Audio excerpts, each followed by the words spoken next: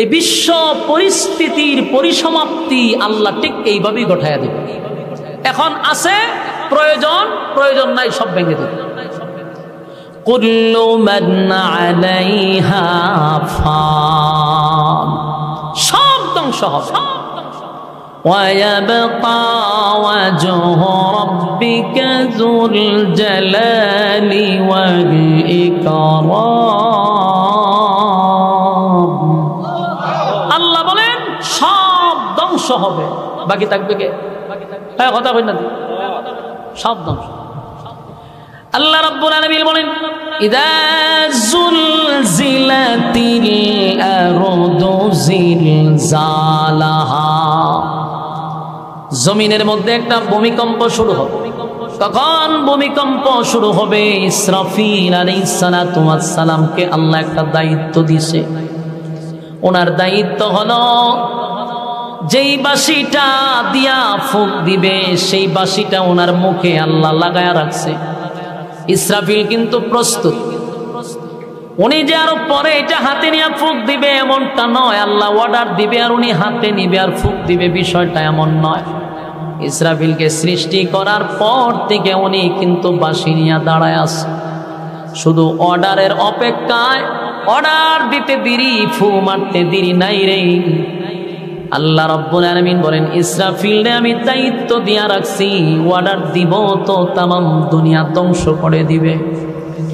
যেই মাত্র ইসরাফিল আলাইহিস সালাতু ওয়াস সালাম সিংহায় ফুঁক দিবে, ফুঁক দেওয়ার সাথে সাথে এটা এত বিকট থেকে বিকট আওয়াজ শুরু হবে।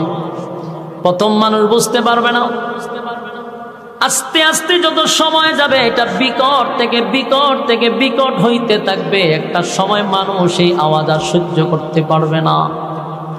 আওয়াজের কারণে মানুষ ঘর থেকে দৌড়াইয়া বাহির হবে, কি হয়ে গেল রে, এত বিকট আওয়াজ কোথা থেকে আসতেছে? ভয়ানক আওয়াজ। যত সময় যায় খালি বাড়তে বাড়তে সমস্ত প্রাণী জগৎ সব ধ্বংস হয়ে যাবে, সব মারা যাবে। কোনো ইমানদার তখন থাকবে না, কিছু বেঈমান থাকবে। বেঈমানদার যখন থাকবে তখনই আল্লাহ বাঁশি বাজাইবে। ইমানদারের উপরে আল্লাহ দুনিয়া কিয়ামত করবে না, বেঈমানদের সময় আল্লাহ দুনিয়া কিয়ামত করবে। বাঁশি বাজায়া দেওয়ার সঙ্গে সঙ্গে সব ধ্বংস হওয়া শুরু হবে, সব ধ্বংস হয়ে যাবে। ইযা যুলজিলাতিল আরদু জিলজালাহা, জমিনের মধ্যে জালজালা শুরু হবে, কম্পন শুরু হয়ে যাবে। আল্লাহ রাব্বুল আলামিন বলেন জমিনের মধ্যে যখন জালজালা শুরু হয়ে যাবে, ওয়া আখরাজাতিল আরদু আসকালাহা, আর জমিনের ভিতর থেকে যত সম্পদ আছে, স্বর্ণ হীরা মণি মুক্তা, যেগুলার জন্য আমি আপনি মারামারি করছি, সব জমিনের নিচ থেকে বাহির হইতে থাকবে। স্বর্ণের খনি, হীরা মণি মুক্তা বাহির হইতে থাকবে। মানুষ দেখবে আর বলে হায় আফসোস, যেই স্বর্ণের জন্য, যেই সম্পদের জন্য বায়ে বায়ে মারামারি করলাম, আত্মীয় স্বজনদের সঙ্গে ঝগড়া করলাম, কত মানুষকে সম্পদের জন্য হত্যা করলাম, কত মানুষের হক নষ্ট করলাম, আজকে জমিন সব বাহির করে দেয়, জমিন উগলায়া দেয়। সুবহানাল্লাহ।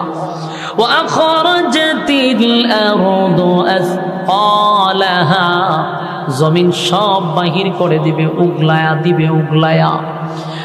হীরামণি মুক্তা সব বাহির হবে, দামি দামি দামি সম্পদগুলা বাহির হইতে থাকবে। মানুষ দেখবে আর আফসোস করবে, হায় রে জমিন তোর কি হয়ে গেল।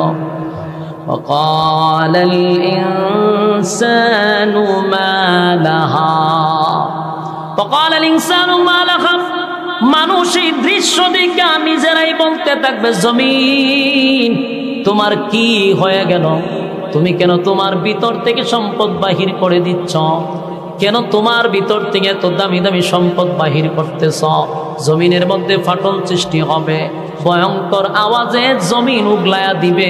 মানুষ তখন বলতে থাকবে ওয়াকালাল ইনসানু মা লাহা, জমিন তোমার কি হয়ে গেল। জমিন উত্তর দেয় ইয়াউমা ইযিন তুহাদ্দিসু তুহাদ্দিসু আখবারাহা। এই সেদিন জমিন যা ঘটেছিল, মানে জমিনের মধ্যে যে যত আকাম কুকাম দিনের কাম রাত্রে কাম করছেন, এই যুবক ভাইরা, জমিনের মধ্যে যত অপরাধ করছি, যার জুলুম করছি, যার কারো সম্পদ আমরা মাইরা খাইছি, এতিমের মাল মাইরা খাইছি, কার উপরে জুলুম করছি, কোথাও দাঁড়ায়া জিনা করছি, কোথাও দাঁড়ায়া মানুষের টাকা মারছি, মানুষের হক নষ্ট করছি, যত অপরাধ করছি, আল্লাহ বলেন সেদিন জমিন বলতে থাকবে ইয়াউমাইযিন তুহাদ্দিসু আখবারাহা। জমিন অনর্গল বলতে থাকবে, জমিন কথা বলতে থাকবে। জোরে কোন সুবহান। আপনারা কি বিরক্ত লাগতেছে? তাহলে কথা কি চলতো না? শেষ করে দিতাম। জমিন কথা বলতে থাকবে, জমিন কথা বলতে থাকবে।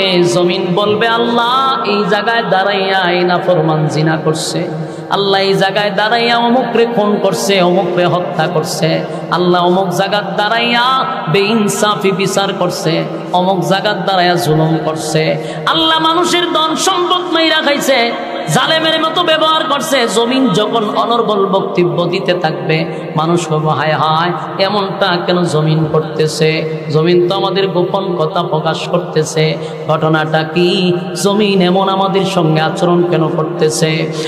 যুবক ভাইরা, যদি দেখেন এখন জমিন বৈশাখ কথা বলতেছে, জমিন হা করে থাকবে, কথা বলবে আল্লাহ অমুক জায়গায় দাঁড়ায় নাফরমান খারাপ কাজ করছে, তারে ধরেন। জমিন কথা বললে মানুষের অস্তিত্ব থাকবে। মানুষ পাগলের মতো বলবে জমিন এমনটা কেন করবো, আজকে আমাদের বিরুদ্ধে তুমি এমন ভাবে অনর্গল কথা বলতেছো, এমন ভাবে কথা বললে ধরা পড়ে যাব, ধরা পড়ে যাব। জমিন বলবে আর জমিন খাপ করে ধরে ফেলবে, উপায় থাকবে না, উপায় থাকবে না। জমিন কথা বলতে থাকবে। আল্লাহ বলেন বিআন্না রাব্বাকা আওহা লাহা। আল্লাহ তখন বলবে জমিন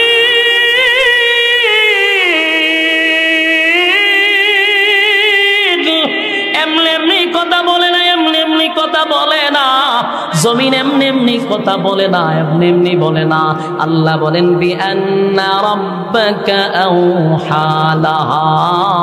জমিন কথা বলে, তার রব তারে অনুমতি দিছে, তার রব তাকে হুকুম দিছে, হুকুম দিছে বিআন্না রাব্বাকা আওহা লাহা। জমিনকে হুকুম দিছে কে?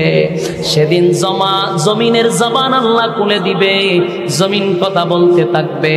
অপরাধী কে, কোন কাজ কোন জায়গায় দাঁড়ায়া করছে, জমিন বলতে থাকবে।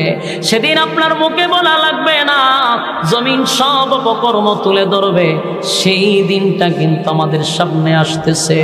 যুবক ভাইরা আমার, বাঁচার কোনো উপায় নাই গো, বাঁচার কোনো উপায় নাই। আজকের মাহফিলে বসছেন আর মনে মনে ভাবতেছেন যে ঘুমাইলে কাম হইতো। কত ঘুম আমরা ঘুমাইলাম, জীবনটা বড় শুধু ঘুমায় আর খেলায় আর হেলায় চলে গেল। রাইতে দিনে 24টা ঘন্টা মালিক দিছিল মালিকের গোলামি করার জন্য। 24টা ঘন্টার ভিতরে একটা ঘন্টাও মালিকরে দিলাম না। মন গড়া জিন্দেগি চালাইলাম, যেমনে মনে চাই এমনে চললাম। ফেসবুকে সময় কাটাইলাম, ইন্টারনেট সোশ্যাল মিডিয়াতে কাটাইলাম, বিপিএলে কাটাইলাম, আইপিএলে কাটাইলাম, সময় ফ্রি ফায়ারে কাটাইলাম। সময় তো কারো জন্য থেমে থাকে না, সময় তার স্রোতের গতিতে চলতে আছে। কিন্তু জেনে রাখো, যেদিন মালাকুল মউত তোমার সামনে হাজির হয়ে যাবে, সেদিন থেকে তোমার কিয়ামত শুরু হবে। আফসোস করে বলবে হায় আফসোস, হায় আফসোস, আফসোস, আফসোস। সেদিন না মাহফিল হয়েছিল, আমরা রাস্তায় দাঁড়াইয়া দাঁড়াইয়া আড্ডা মারছিলাম, আমরা গল্প করছিলাম, আমরা অনর্থক সময় নষ্ট করছিলাম। সেদিন যদি সেখানে বসে কিছু কথা শুনে জীবনটাকে পরিবর্তন করতাম, তাহলে আজকে জমিন আমাদেরকে গ্রেফতার করতো না, জমিন আমাদের বিরুদ্ধে নালিশ করতো না। আল্লাহ হুকুম দিছে জমিন কথা বলবে, নাফরমানদেরকে ধরে ফেলবে। যুবক বাইরে, সেদিন আফসোস করেও কোনো লাভ হবে না, সেদিন চিন্তা করেও কোনো লাভ হবে না। আল্লাহর নবী বলেন, মানুষগুলা কুশার যেইভাবে চাবাইয়া চাবাইয়া মানুষ খায়, কুশার তো চিনেন, গেন্ডারি চিপাইয়া চিপাইয়া মানুষ খায়। কিয়ামতের মাঠে মানুষ তার হাতগুলি চিপাইয়া চিপাইয়া গেন্ডারির মতো খাইবে আর আফসোস করবে, হায় আফসোস, হায় আফসোস, আমারও 60 বছর সময় দিছিল, আমারও 70 বছর সময় দিছিল, মন গড়া জিন্দেগি চালাইলাম, যেমনে মনে চাই এমনে চললাম রে, আমি আমার মালিকের হুকুম মানলাম না, নবীর তরিকায় জিন্দেগি চালাইলাম না, জীবনটা বর শয়তানের গোলামি করলাম, শয়তানের তাবেদারি করলাম, শয়তান যেইভাবে বলছে মনটারে এইভাবে চালাইলাম। সেদিন হাসরের মাঠে আফসোস করবেন, কিন্তু সেই আফসোসের কোনো দাম আছে? কথা হয় না। সেদিন আফসোস করে কোনো লাভ নাই রে, সেদিন আফসোসের কোনো লাভ নাই।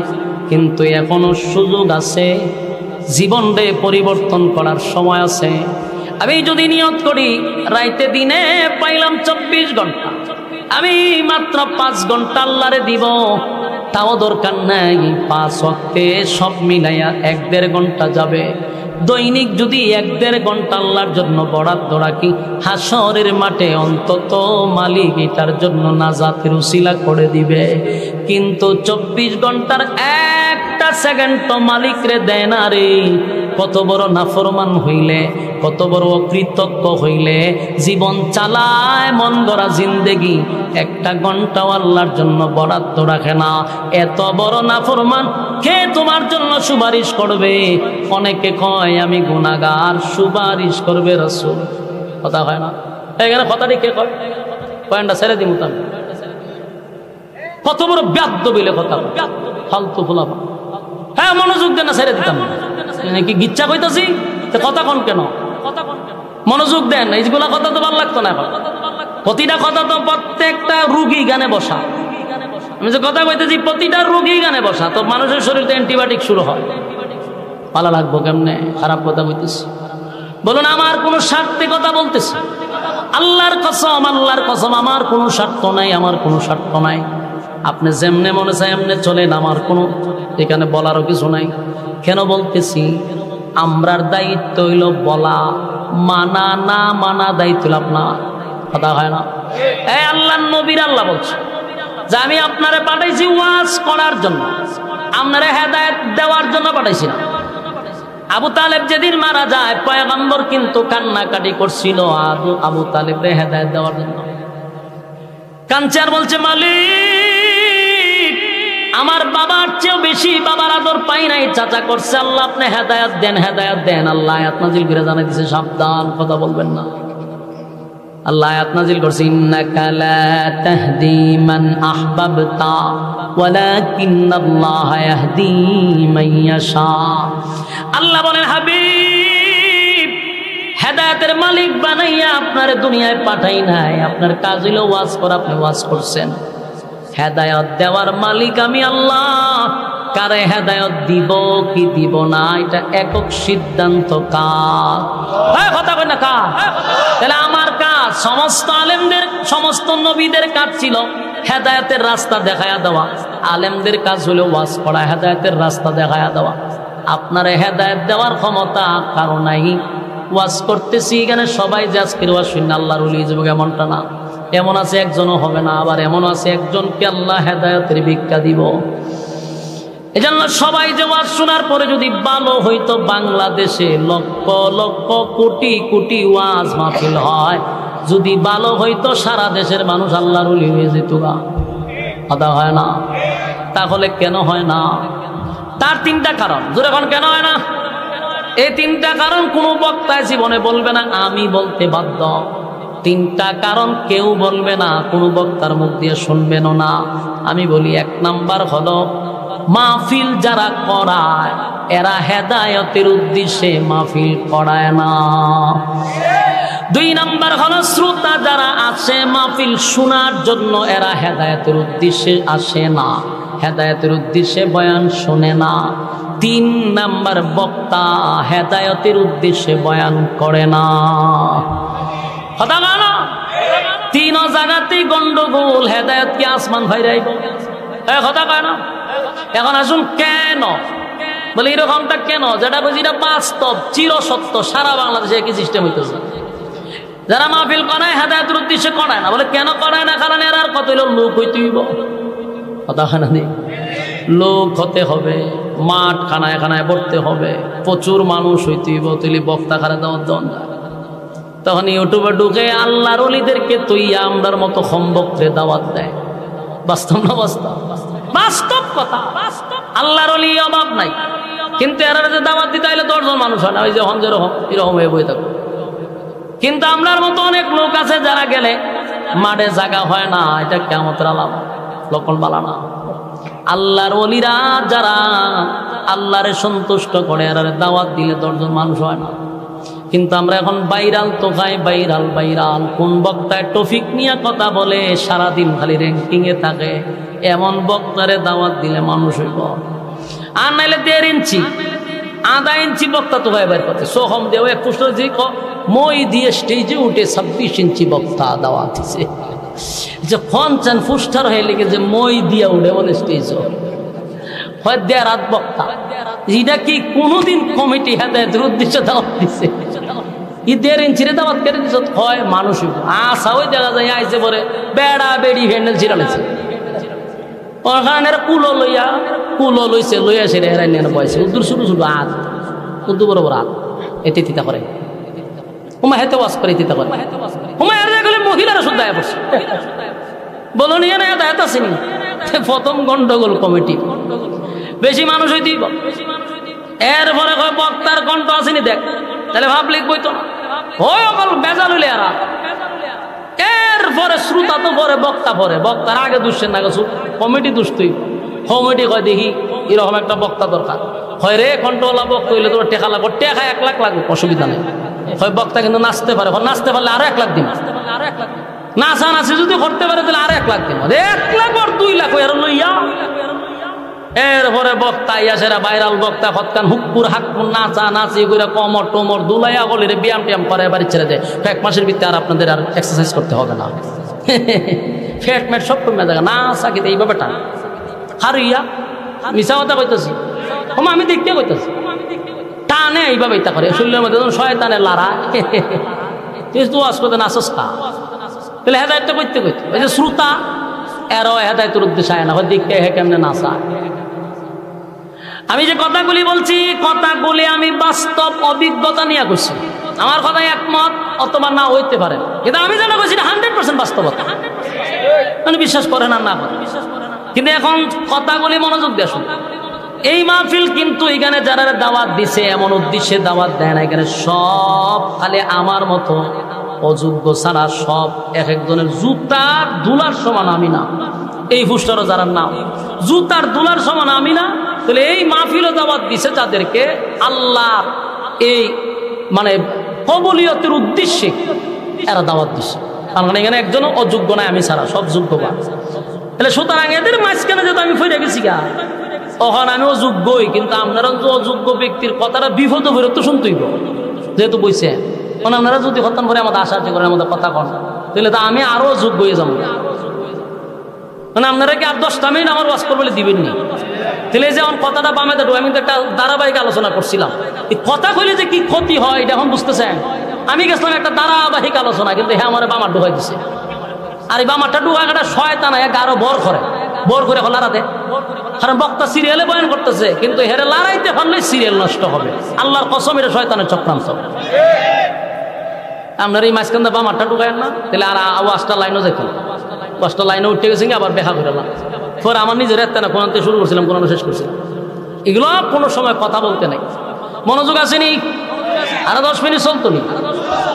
এক কথা হলো আল্লাহ রাব্বুল আলামিন বলেন, পৃথিবীর মানুষেরা আমি তোমাদেরকে বানাইছি ইবাদতের জন্য, গোলামির জন্য। ইবাদত করবি না, গোলামি করবি না, আমি আল্লাহ তোদেরকে ছেড়েও দিব না। কি মনে ছেড়ে দিব? পৃথিবীর কেউ কাউরে আল্লাহ ছেড়ে দেয় না, সবাই রে সাইজ করে ছাড়ছে। তবে যখন মানুষ নাফরমানি করে আল্লাহ কিছু ছাড় দেয় আরো করার জন্য, করতে থাক। যেমন আমরা আম্মারে ছাড় দিছে না, 16 বছর ছাড় দিছে, মারতে থাক, আয়না করে বন্দি করতে থাক। একটা সময় কিন্তু আমি সাইজ করলাম, মধ্যা দাদারও কিন্তু এইভাবে ছাড় দিতেছে, দাদারও আল্লাহ ধরব, দেখবেন দুটি কুল্লা বাগবো দাদা, কারণ বৈশ্যারও আল্লাহ ছাড় দিছে না। ওয়াংসাং সূচিও কিছুদিন লাফালাফি করছেন, এটারও সাইজ করে তুইছে এখন সেনাবাহিনী। তাহলে যারা এই জুলুম করে এদেরকে আল্লাহ সাইজ করে। জুলুমের মাত্রা অতিরিক্ত হয়ে গেলে আল্লাহ বরদাস্ত করে না, সাইজ কইরা ছেড়া দিব। তুমিও যে নাফরমানি করো, আমার আল্লাহ বলে বান্দারে বালিশের সঙ্গে মাথা লাগাইয়া ঘুমানোর সময় একটু চিন্তা করে দেখ, তুই আমি যে গুনাহটা করি, আমার আল্লাহর কত মায়ার মহব্বত আমার আর আপনার উপরে। এই গুনাহ যদি একটু প্রকাশ হয়, আমি আপনি যে গুনাহ করি যদি প্রকাশ হয়, মা সন্তান বলে স্বীকার করবে না, বাবা সন্তান বলে স্বীকার করবে না, স্ত্রী স্বামী বলে স্বীকার করবে না, সন্তান বাবা বলে ডাক দিবে না। এমন গুনাহ আমরা করি, আল্লাহ স্নেহের চাদর দিয়া ঘুইরা রাখে, ঠিক নেই? যুবক ভাই, মালিক বলে আমি চাই না আমার বান্দা মানুষের সামনে লজ্জা পাক, ছোট হোক, আমি চাই না। কিন্তু সীমা লঙ্ঘন করলে দুনিয়াতে চরম পর্যায়ের বেজ্জতি করব। পরকালে তো আছে, দুনিয়াতে আমি চরম পর্যায়ের বেজ্জতি করবো। প্রয়োজনে জুতা দা মারো, নমরুদ দ্বারা জুতা দা ফিরেছি নি। এরকম ইতিহাস থেকে শিক্ষা গ্রহণ করেন, শিক্ষা গ্রহণ করেন। জুলুম আল্লাহ পছন্দ করে না, সীমা লঙ্ঘন যারা করছে তাদেরকেও পছন্দ করে না। আর আমরা যা করতেছি সবগুলা সিসি ক্যামেরার মাধ্যমে রেকর্ড হয়, বিশ্বাস না? দুনিয়ার মানুষ যদি আজ থেকে 30 বছর আগে এই ওয়াজ করতে গেলে, পাবলিক নে বুঝাইতে গেলে অনেক কষ্ট হইতো, অনেক পাবলিকের মাথায়ও আসতো না যেটা সম্ভব কিভাবে। 30 বছর পরে যে কিরামান কাতিবিন আমার সামনে দাঁড়ায় আছে, এদের কারণে এখন সহজ হয়েছে নি। কথা বল না, এই যে আমার কথা রেকর্ড হইতেছে, ঠিক না? আমি হাত কেমনে কি করতেছি না করতেছি সব কিন্তু লারা সারার মাধ্যমে রেকর্ড হয়। আমার কথা, আমার বাচন ভঙ্গি, কথাবার্তা সব রেকর্ড হইতেছে। তাহলে দুনিয়ার মানুষের আবিষ্কারে যদি আমার কথা রেকর্ড করতে পারে, আমার বাচন ভঙ্গি রেকর্ড করতে পারে, আল্লাহ রাব্বুল আলামিন তামাম সৃষ্টি জগৎ সৃষ্টি করলেন, সেই মালিক কি আমাদের এটা রেকর্ড করে না? বিশ্বাস হয় না? রেকর্ড বালেগ হওয়ার পর থেকে মৃত্যুর আগ পর্যন্ত যা করছেন সব ভিডিও আকারে আপনার নামে একটা ফাইল আছে। আপনার নাম, বয়স, ঠিকানা সব আল্লাহ ফাইল করে রাখছে। আপনাকে আবার যখন পুনরায় জীবিত করা হবে, ভিডিও ছাইরা দিব, স্ক্রিনত দেখ তুই কিতা করছিস। আকাম কোকামের পিএইচডি করছত বান্দা, অনেকটা তোরে মহব্বত করে ডাইকা রাখছিলাম, তুই আমি আল্লাহর দেওয়া নিয়ামত খাইয়া নিয়ামতের অস্বীকার করছস। আমি আল্লাহ তোরে হায়াত দিলাম ইবাদতের জন্য, সেই হায়াত বিপিএল এ খরচ করছস, আইপিএল এ খরচ করছস, যত আকাম কুকামে আছে খরচ করছস। অথচ আমি তোরে দিছিলাম ইবাদতের জন্য, ইবাদত করলি না, মন গড়া জিন্দেগি চালাইলি, জীবনটা তোর মতো চালাইলি। আমি আল্লাহর হুকুমের অনুযায়ী চলস নাই, রাসূলের তরিকায় চলস নাই, শয়তান রে তুই ফির বানাইছ, এইভাবে জীবনটা গড়ছ। দেখ ভিডিওর মধ্যে আল্লাহ বলেন, কোরআনে কারীমে আল্লাহ বলেন, সূরা জিলজালেও কথাগুলি আল্লাহ একের পর এক তুলে ধরছে যে আমি প্রত্যেকটা কাজ কর্ম তোর ভিডিও করে রাখবো। ইয়াউমা ইযিন ইয়াসদুরুন নাসু আশতাতান লিউরাউ আমালাহুম, সেদিন লোকেরা ভিন্ন ভিন্ন অবস্থায় ফিরে আসবে, যাদের কৃতকর্ম দেখানো হবে, যা আকাম কুকাম করছেন সবগুলা আল্লাহ সেদিন আপনাদের সামনে তুলে ধরবে। এই যে কথাগুলি বলতেছি সব কোরআনে বলছে যে আমি তোমাদের সবগুলা তুলে ধরব। এরপর আল্লাহ বলেন, ফামাইয়ামাল মিসকালা যাররাতিন খায়রান ইয়ারা, তুমি যদি অল্প সামান্য ভালো কাজ কইরা থাকো, জীবনে যদি একবারও সেজদা দিয়া থাকো, জীবনে আজকের ওয়াজ মাহফিলে বসছো, একবারও যদি সুবহানাল্লাহ বলে থাকো, একবারও যদি আলহামদুলিল্লাহ বলে থাকো, একদিনের জন্য যদি ভালো কাজ করে থাকো, কোনো মানুষকে সাহায্য করে থাকো, একদিনও যদি আল্লাহর ভয়ে চোখের পানি ছেড়ে থাকো, আল্লাহ রাব্বুল আলামিন বলে, বান্দারে যাররা পরিমাণ ভালো কাজটাও আমি ছেড়ে দিব না, তোদের জন্য রেখে দিব। সুবহান। আমি আল্লাহ তো ইনসাফ ওয়ালা বিচারক, বেইনসাফি বিচার আমি করব না। ফামান ইয়ামাল মিসকালা যাররাতিন খায়রান ইয়ারা, অল্প পরিমাণ ভালো কাজ যদি করে থাকো বান্দারে বেইনসাফি করব না। একদিন সাজদা দিছ এটাও লেখা রাখছি, আমার বয়ে চোখের পানি ফালাইছ সেটাও লেখা রাখছি, বান্দা একদিন আমার রাস্তায় দান করছিলি সেটাও লেখা রাখছি। আমি তোর প্রতি বেইনসাফি করব না, বেইনসাফি করব না, কারণ আল্লাহ হবেন ইনসাফওয়ালা বিচারক। এই আল্লাহ কি দুনিয়ার বিচারক হবে? হঠাৎই কইল না 16 বছরের বিচারক হবে না, 16 বছরের বিচারক নয় গো, ইনসাফওয়ালা বিচারক, ইনসাফওয়ালা বিচারক, ইনসাফওয়ালা বিচারক। আল্লাহ বলে বান্দা শোন, যারা পরিমাণ তোর প্রতি বেইনসাফি করব না। আমি আফসোস করি আল্লাহ তো সেদিন ইনসাফওয়ালা বিচারক হবে।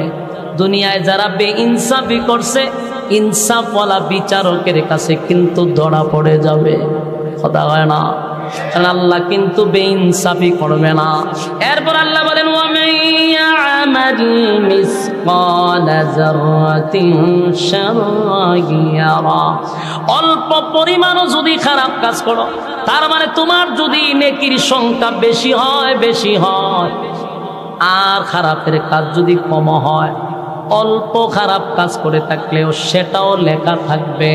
বাকি আল্লাহর দয়া মায়ায় তোমারে জান্নাত দিবে, কিন্তু তুমি সরিষা পরিমাণ যে আকামটা করছো সেটাও রেকর্ড আছে। মনে করছো যে এটা ভুলে গেছে না? রেকর্ড আছে। হ্যাঁ, আমরা তো 24 ঘন্টা সিসি ক্যামেরার আওতার ভিতরে আছি। কিরামান কাতিবিন, 2 জন ফেরেশতা সিসি ক্যামেরা লাগায়া রাখছে। কি করতেছি 24 ঘন্টার রিপোর্ট আসমানে উঠে যাচ্ছে, সবগুলা কাগজের মতো এইভাবে রিপোর্ট কইরা কইরা ফাইল হিসাবে রাখতেছে। ভিডিও ফুটেজ কিন্তু প্রতিদিন ফেরেশতা হিসাব বুঝায়া দেয়। কথা কি বুঝতেছেন? কোন দিক দিয়ে আমরা বেঁচে নাই। মনে করছেন উন্নতি যুগে বসবাস করেন, আমার আল্লাহ কি উন্নতি কম? আল্লাহর দেওয়া ব্রেন দিয়া তুমি ক্যামেরা উৎপাদন করছো, আল্লাহর দেওয়া ব্রেন দিয়া তুমি স্যাটেলাইট তৈরি করছো, সে আল্লাহর স্যাটেলাইটের পাওয়ার কত তোমার ধারণা নাই। কথা কথা আল্লাহ বলে বান্দা শুন, আসমান আমি তোর মাথার উপরে 1টা 2টা নয় রে 6টা আসমান ঝুলায়া রাখছি। আমি এক একটা আসমান বানাইছি আমি আল্লাহর নূর দিয়া, কোন আসমান বানাইছি স্বর্ণ দিয়া, কোন আসমান বানাইছি হীরা মণি মুক্তা দিয়া। এরকম ভাবে আসমান সাজাইছে, যেদিন ইসরাফিলের সিংহায় ফুঁক দিবে রে, আসমান থেকে সূর্যটা ভেঙ্গে ভেঙ্গে টুকরা টুকরা হয়ে জমিনে পড়বে। জাননি সূর্য কত বড়? এখন তো আমরা এখান থেকে তাকায়া দেখি সূর্যটা একটা প্লেটের মতো দেখা যায় গো। না না, এখনকার বিজ্ঞান বলে এই সূর্যটা এই পৃথিবীর থেকে 13 লক্ষ গুণ বড়। সুবহানাল্লাহ কি বাড়ি দিয়া কইবে? এই বিজ্ঞান বলে এই পৃথিবীর থেকে 13 লক্ষ গুণ বড় সূর্য, আর এর দূরত্ব হলো 9,30,00,000 মাইল দূরত্ব। সুবহানাল্লাহ। আমার প্রশ্ন হলো পৃথিবীর থেকে যদি 13 লক্ষ গুণ বড় হয়, সূর্য যদি পরে পৃথিবীর কি আর তালাশ করে পাওয়া যাবে? কথা হয় না, কারণ এটা তো পৃথিবীর থেকে 1-2 গুণ বড় নয়, 13 লক্ষ গুণ বড়। পৃথিবীর উপরে পড়লে পৃথিবী নাই, গায়েব হয়ে যাবে। এরপরে সূর্যের থেকে কোটি কোটি গুণ বড় তারকা, তারকার সংখ্যা কত আল্লাহ ছাড়া কেউ জানে না। এই তারকাগুলি ছুটে ছুটে জমিনে পড়বে, জমিন তো শেষ, তছনছ হয়ে যাবে। সাগরের পানির মধ্যে আগুন ধরে যাবে। আটলান্টিক মহাসাগর, ভারত মহাসাগর, আরব মহাসাগর, প্রশান্ত সাগর, খাল বিল নদী নালা যা আছে সবগুলার পানি এক হয়ে যাবে। তখন আর লবণাক্ত মিঠা পানি এক হয়ে যাবে। কোনো পানি সবুজ পানি কোথাও সাদা পানি এক হয়ে যাবে, সব পানি এক জায়গায় ঘুরে আগুন ধরে যাবে, সমুদ্র সৈকতে আগুন ধরে যাবে, দুনিয়া থাকবে না, সব ধ্বংস হয়ে যাবে, সব ধ্বংস হয়ে যাবে। আল্লাহ বলেন কিছুই রাখবো না, সব আমি ধ্বংস করে দিব রে, কেউ থাকবে না, কেউ থাকবে না। এরপর আল্লাহ বলেন আসমানের সমস্ত ফেরেশতারে ধ্বংস করে দিব, কোনো ফেরেশতাও থাকবে না। আরশ বহনকারী ফেরেশতা ছিল, তাদেরকেও আল্লাহ ধ্বংস করে দিবে। সব ধ্বংস হওয়ার পরে মাত্র থাকবে 4 জন ফেরেশতা, বাকি আল্লাহ জিগাইব আজরাইল রে আর কে আছে বল? আল্লাহ। সমগ্র পৃথিবীর সমস্ত প্রাণী শেষ, আল্লাহ ফেরেশতা কুল শেষ, এখন আমরা 4 জন আছি, আর আপনি চিরঞ্জীব, আপনি আর আমরা 60 জন ছাড়া আর আপনার সৃষ্টি জগতে আর কেউ নাই। মালাকুল মউত আজরাইলকে বলবে আজরাইল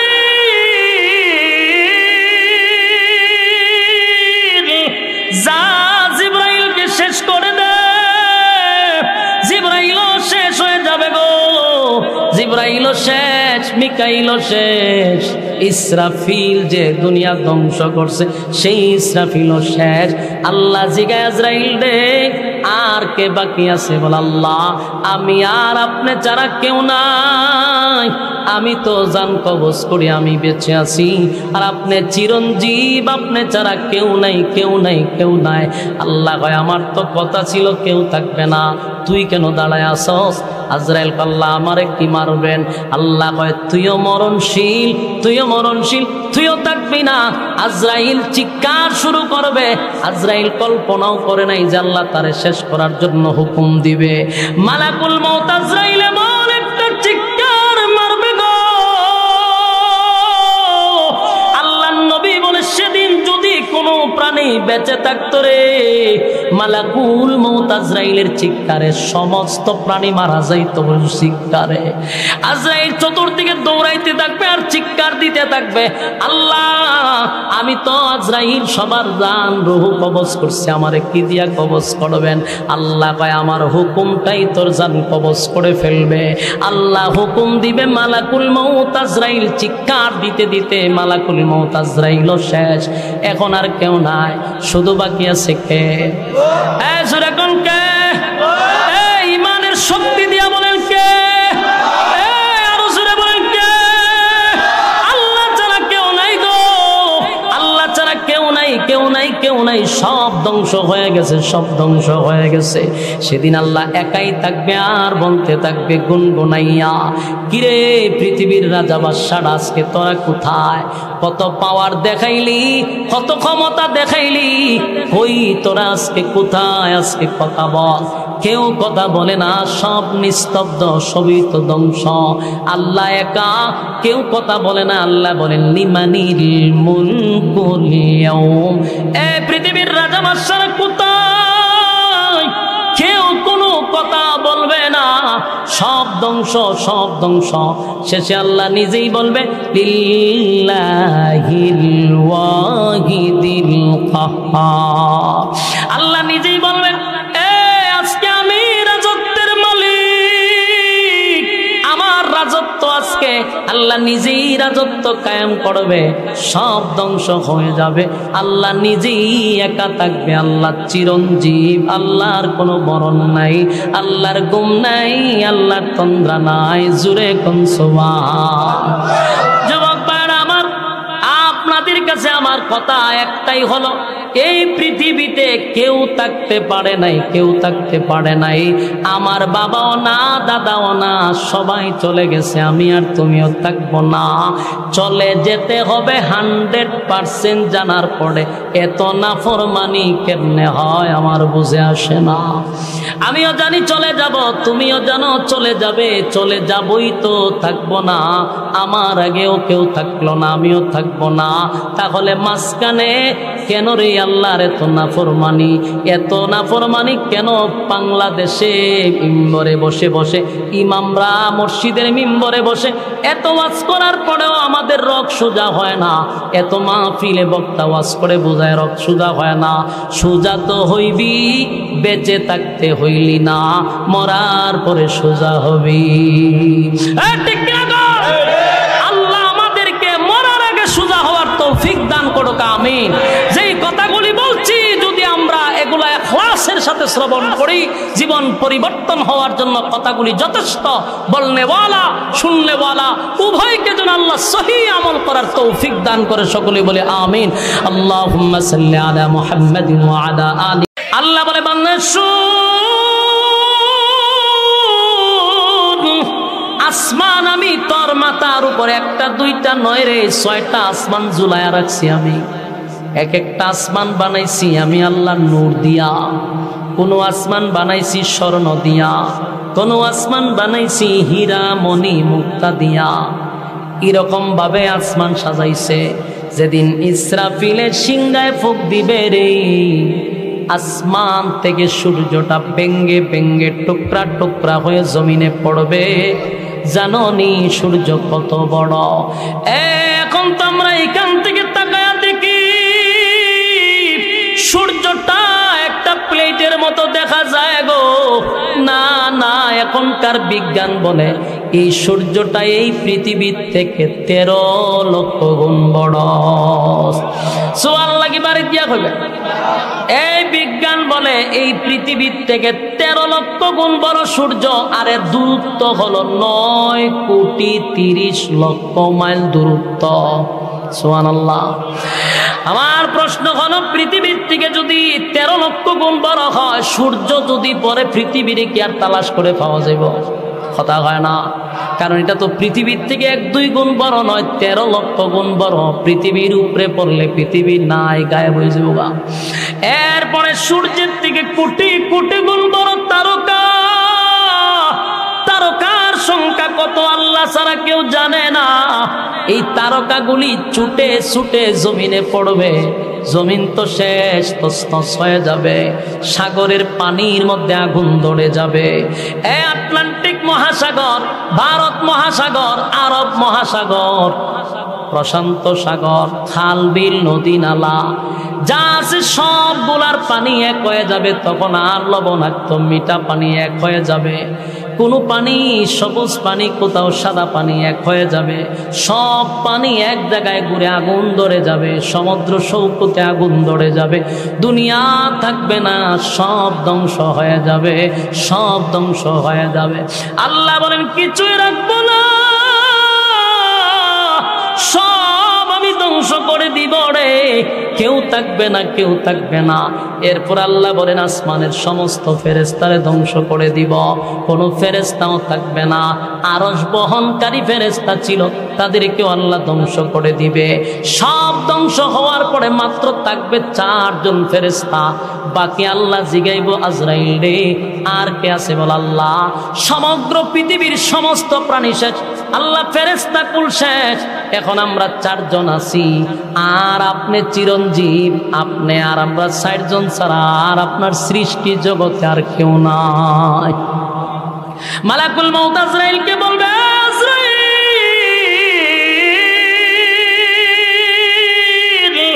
যা জিবরাইলকে শেষ করে দে। জিবরাইলও শেষ হয়ে যাবে গো, জিবরাইলও শেষ, মিকাইলও শেষ, ইসরাফিল যে দুনিয়া ধ্বংস করছে সেই ইসরাফিলও শেষ।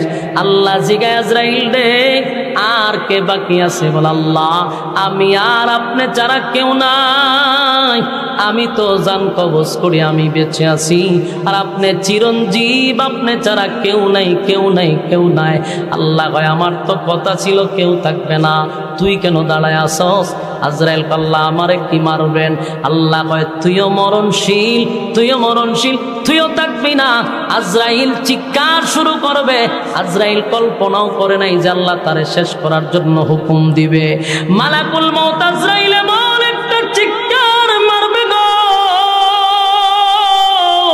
আল্লাহর নবী বলে সেদিন যদি কোনো প্রাণী নাই বেঁচে থাকতো রে, মালাকুল মউত আজরাইলের চিৎকারে সমস্ত প্রাণী মারা যাইতো চিৎকারে। আজরাইল চতুর্দিকে দৌড়াইতে থাকবে আর চিৎকার দিতে থাকবে, আল্লাহ আমি তো আজরাইল সবার জান রূহ কবজ করছি, আমারে কি দিয়া কবজ করবেন? আল্লাহ কয় আমার হুকুমটাই তোর জান কবজ করে ফেলবে। আল্লাহ হুকুম দিবে, মালাকুল মউত আজরাইল চিৎকার দিতে দিতে মালাকুল মউত আজরাইলও শেষ। এখন আর কেউ নাই, শুধু বাকি আছে কে? জোরে কোন কে? ইমানের শক্তি দিয়া বলেন কে? আরো জোরে বলেন কে? আল্লাহ ছাড়া কেউ নাই গো, আল্লাহ ছাড়া কেউ নাই, কেউ নাই, কেউ নাই, সব ধ্বংস হয়ে গেছে, সব ধ্বংস হয়ে গেছে। সেদিন আল্লাহ একাই থাকবে আর বলতে থাকবে গুনগুনাইয়া, কিরে পৃথিবীর রাজা বাদশারা আজকে তোরা কোথায়? কত পাওয়ার দেখাইলি, কত ক্ষমতা দেখাইলি, কই তোরা আজকে কোথায়? আজকে কথা বল। কেউ কথা বলে না, সব নিস্তব্ধ, সবই তো ধ্বংস। আল্লাহ একা, কেউ কথা বলে না। আল্লাহ বলেন লিমানিল মুলকুল ইয়াউম, এ পৃথিবীর রাজা বাদশারা কোথায়? কেউ কোনো কথা বলবে না, সব ধ্বংস, সব ধ্বংস। শেষে আল্লাহ নিজেই বলবে লিল্লাহিল ওয়াহিদিল কাহ্হার, আল্লাহ নিজেই বলবেন আজকে আমি রাজত্বের মালিক, আমার রাজত্ব আজকে আল্লাহ নিজেই রাজত্ব কায়েম করবে, সব ধ্বংস হয়ে যাবে। আল্লাহ নিজেই একা থাকবে, আল্লাহ চিরঞ্জীব, আল্লাহর কোনো মরণ নাই, আল্লাহর গুম নাই, আল্লাহর তন্দ্রা নাই। জুরে কোন সুবহান। যুবক ভাইরা আমার, আপনাদের কাছে আমার কথা একটাই হলো, এই পৃথিবীতে কেউ থাকতে পারে নাই, কেউ থাকতে পারে নাই। আমার বাবাও না, দাদাও না, সবাই চলে গেছে, আমি আর তুমিও থাকবো না। চলে যেতে হবে 100% জানার পরে এত নাফরমানি কেমনে হয় আমার বুঝ। তার প্রতিটা শরীরের প্রতিটা অঙ্গে আঘাতের চিহ্ন, এমন ভাবে নির্যাতন করছে। ওই সাহাবী চোখের পানি ছেড়ে দিয়ে বলে নবী গো, আর বরদাস্ত করতে পারি না গো নবী, এমন ভাবে আমার নির্যাতন করছে, আমার শরীরের এমন একটা অঙ্গ নাই গো যেখানে আঘাতের চিহ্ন নাই। আপনি আমারে বাঁচান, এই জালেমদের কাছ থেকে আমারে উদ্ধার করেন, আমারে নিয়ে যান মদিনায়, আমি আর পারি না। আল্লাহর পয়গম্বর সহ সমস্ত সাহাবায়ে কেরামদের চোখ দিয়ে পানি গড়গড়ায় পড়তেছে। কান্না শুরু করছে, কিন্তু এর ভিতরে তো চুক্তি হয়ে গেছে, যদিও কাগজে লেখা হয় না, কিন্তু কথাবার্তায় এক হয়ে গেছে। এখন যদি নবী ওই সাহাবীরে মদিনায় নিতে চায়, চুক্তি ভঙ্গ হয়। আল্লাহর নবী একবার তারে ডাক দিছে, আমাদের সাথে দিয়া দেন। ওই বেঈমানটা কয় মুহাম্মদ, চুক্তির মধ্যে কিন্তু কথা আছে, মক্কা থেকে মদিনায় কোনো লোক আপনাকে দেওয়া যাবে না, ফিরাইয়া দিতে আপনি বাধ্য। রাসূল এই কথা শোনার পরে তারে ফিরাইয়া দিল। ওই সাহাবী নবীর দিকে তাকায়া রইল। সাহাবায়ে কেরাম বরদাস্ত করতে পারে না, বরদাস্ত করতে পারে না। একজন সাহাবী হলেন ওমর, সবার থেকে রাগ কম না বেশি? ওমর আবু বকরের কাছে গিয়ে বলে, আবু বকর, ইসলাম কবুল করার পরে নবীর কোনো কথা আমি মানতে নারাজ হই নাই, সব কথা আমি মেনে নিছি রে, কোনদিন নবীর কথার অবাধ্য হই না ইসলাম গ্রহণ করার পরে। আজকের কথাগুলি আমি কেন মেনে নিতে পারছি না, আমি সহ্য করতে পারি না রে আবু বকর। এবার আবু বকর হযরত ওমরকে শুধু এতটুকু বুঝাইলেন, আমার নবী নিজের থেকে কিছু করে না রে, সব কিছু আমার মালিকের পক্ষ থেকে হয়। কানতে কানতে নবীর দাড়ি মুবারক ভিজে চোখের পানিগুলো পড়তেছিল। আবু বকর পিছন দিক থেকে পয়গম্বরকে জড়ায়া ধইরা বলে, হাবিব কান্দেন না, আপনার কান্না আমরা বরদাস্ত করতে পারি না গো নবী, আপনি যদি এইভাবে কান্না শুরু করেন আমরা ভেঙে যাব, আমাদের মন নষ্ট হয়ে যাবে। আপনি কাইলেন না, আপনার কান্না আমরা বরদাস্ত করতে পারি না। ওগো নবীজি, আমার দিলের সাক্ষী দেয় গো নবী,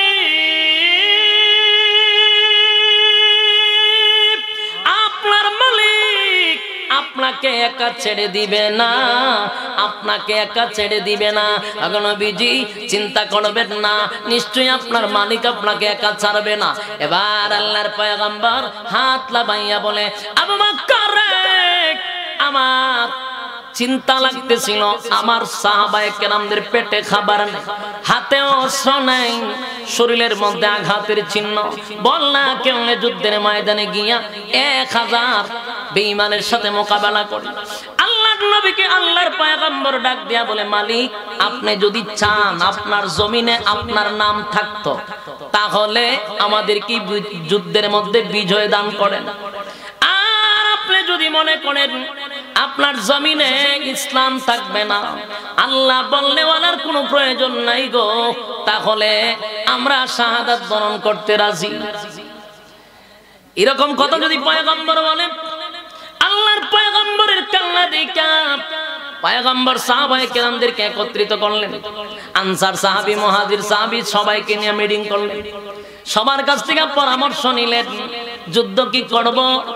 সাহাবায়ে কেরামরা বলেন, নবী গো আপনি খুব চিন্তিত, আপনি কি আমরারে বনি ইসরাইলের নবীর উম্মত পাইছেন? এখন নবীজি আপনি কি মনে করছেন মুসা পয়গম্বরের উম্মতের মতো আমরা যুদ্ধের থেকে পলায়ন করব? না, মুসা পয়গম্বরের উম্মত না গো, আমরা বিশ্ব নবীর উম্মত, আমরা আপনার জন্য জীবন দিতে প্রস্তুত। আগো নবীজি, মুসা পয়গম্বরের উম্মতরা যুদ্ধের ময়দানে গিয়ে পলায়ন করছিল, আমরা আপনাকে রেখে যুদ্ধের ময়দান থেকে পলায়ন করব না গো নবী। আপনার ডাইনে থাকবো, আপনার বামে থাকবো, আপনার সামনে থাকবো, আপনার পিছনে থাকবো।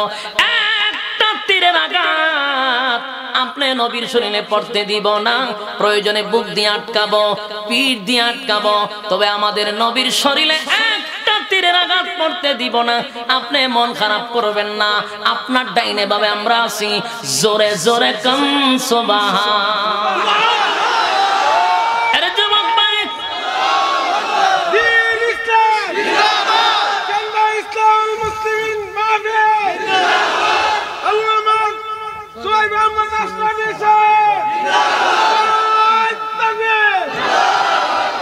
যুবক ভাইরা আমার, আল্লাহর পয়গম্বর সাহাবায়ে কেরামদের কথাগুলি শুই না, এখন নবী একটু সাহস পাইছে যে না, তারা তো আরো সামনের দিকে আগায়া। নবীজি আবার সামনের দিকে যায়, ইয়া সাহাবায়ে কেরামদেরকে একত্রিত করলো। এই নবীজি বাছাই করে 313 জনকে রেডি করছে, কিন্তু 313টা অস্ত্র নাই, তরবারি লাগেনি, কিন্তু 313টা তরবারি থাকার কথা, 313টা তরবারি নাই। শরীরে পোশাক নাই, যুদ্ধের পোশাক লাগে, পোশাক নাই, রে তরবারি নাই, কারো হাতে খেজুরের ডাল নিয়ে দাঁড়ায় আছে। এমন অবস্থায় 1000 প্রশিক্ষণ প্রাপ্ত সাহাবায়ে, প্রশিক্ষণ প্রাপ্ত বেঈমানের সাথে কেমনে যুদ্ধ করা? আল্লাহর নবী কতক্ষণ পরে বলে আসমানের দিকে তাকায়, পরের দিকে তাকায়, আর বলে মালিক আমার দুর্বল লোকগুলারে লইয়া মাঠের মধ্যে নামলাম গো, আপনি সাহায্য ছাড়া আমরা যুদ্ধের মধ্যে বিজয় হব না। এমনি আল্লাহ ডাক দেয়া কয়, হাবিব আপনাকে যুদ্ধের ময়দানে পাঠাইয়া আমি আল্লাহ আপনাকে একা একা পাঠাইয়া দিব, কেমনে ভাবলেন? না গো নবী না, আপনি যুদ্ধের ময়দানে যাবেন, আমি আল্লাহ আপনাকে সাহায্য করব না, এটা হতে পারে না। বন্ধু 13টা বছর আপনি মার খাইছেন, আপনার সাথী সঙ্গীরা মার খাইছে গো নবী, রক্ত ঝরাইছে, শাহাদাত বরণ করছে। আমি আল্লাহর পক্ষ থেকে নিষেধ করেছিলাম আপনি প্রতিবাদ করবেন না, তাই প্রতিবাদ করেন নাই, এক ছাটি আপনি মার খাইছেন। আমি আল্লাহর পক্ষ থেকে হুকুম দিলাম মদিনায় আসার জন্য, মদিনায় আসছেন। এখন তারা আবার অস্ত্র লইয়া আপনার উপরে আক্রমণ করতে চায়। ইটা গায়ে ফুইরা ঝগড়া, বলুন কি ফুইরা? গায়ে ফুইরা ঝগড়া। আর গায়ে ফুইরা যদি কেউ ঝগড়া করতে চায় তার একবারে সাইরাও দেওয়ার নাই। কথা বুঝতেছি না মা? কেউ যদি আপনার গায়ে ভাড়া দিয়ে ঝগড়া করতে চায়, এর বেশি সাইরা দিলে সমস্যা, মানে সাহস বেড়ে গেছে। এ আপনার দুর্বলতা মনে করিয়া আপনারা দুর্বল ভাববা বারবার গায়ে ভাড়া দিয়ে ঝগড়া করে। আল্লাহ কমেন্ট বক্সে জানিয়ে দিন আপনার মতামত। ভিডিওটি ভালো লাগলে অবশ্যই একটি লাইক দিন এবং শেয়ার করুন। পরবর্তী আপডেটের জন্য চ্যানেলটি সাবস্ক্রাইব করে আমাদের সাথেই থাকুন। ধন্যবাদ।